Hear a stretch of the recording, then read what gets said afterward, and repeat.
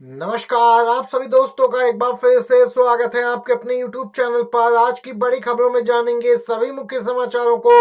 तो दोस्तों साथ में बने रहिए, क्योंकि ये बड़ी खबरें जानना भी आप लोगों के लिए जरूरी है।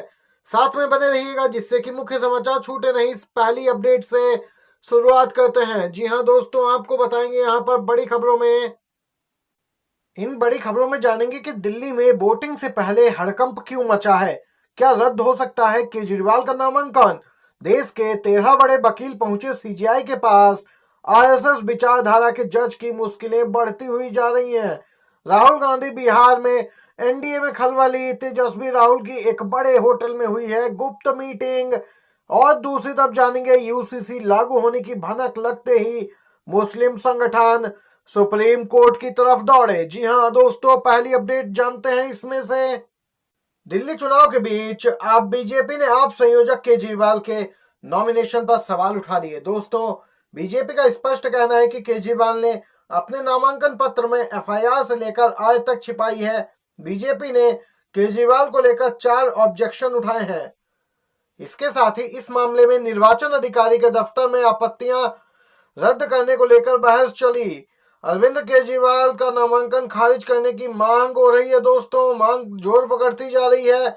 हाई प्रोफाइल सीट बन गई है नई दिल्ली विधानसभा सीट, जहां से केजरीवाल चुनावी मैदान में है। इसी बीच रिटर्निंग ऑफिसर के समक्ष यह आपत्ति बीजेपी उम्मीदवार यहां पर दोस्तों प्रवेश साहिब सिंह वर्मा की तरफ से दर्ज कराई गई है।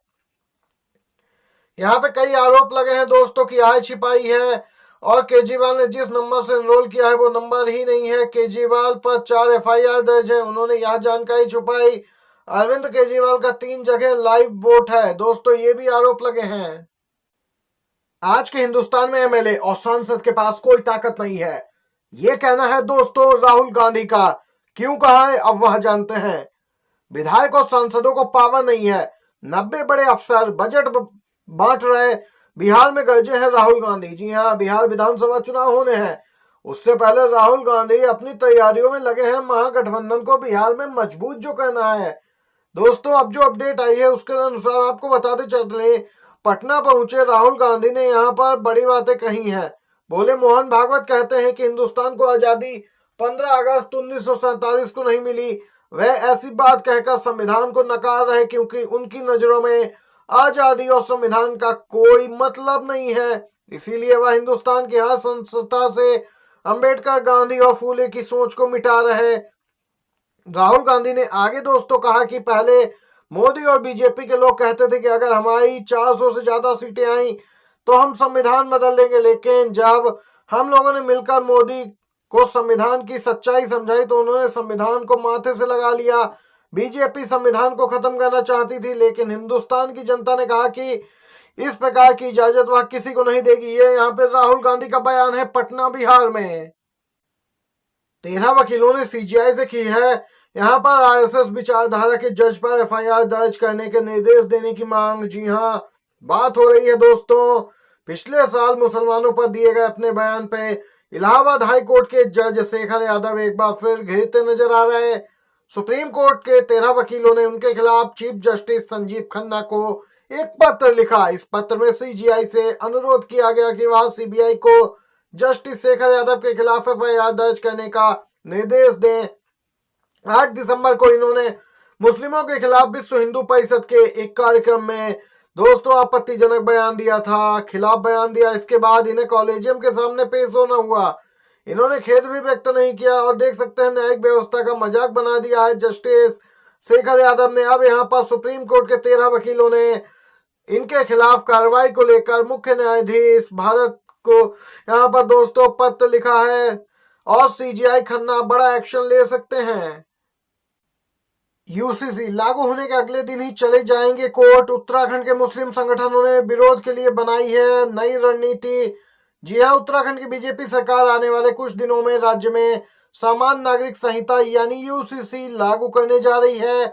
इसे लेकर न सिर्फ उत्तराखंड बल्कि इसके बाहर भी काफी चर्चा है, लेकिन यह जानना जरूरी होगा कि मुस्लिम संगठन यूसीसी के लागू होने पर किस तरह की तैयारी कर रहा है। बताना यहाँ पे दोस्तों होगा कि मुस्लिम संगठन लगातार यूसीसी को लागू किए जाने का विरोध कर रहे हैं। मुस्लिम सेवा संगठन यहाँ पे लगातार साफ किया है कि समान नागरिक संहिता लागू होते ही वे अदालत का दरवाजा खटखटाएंगे।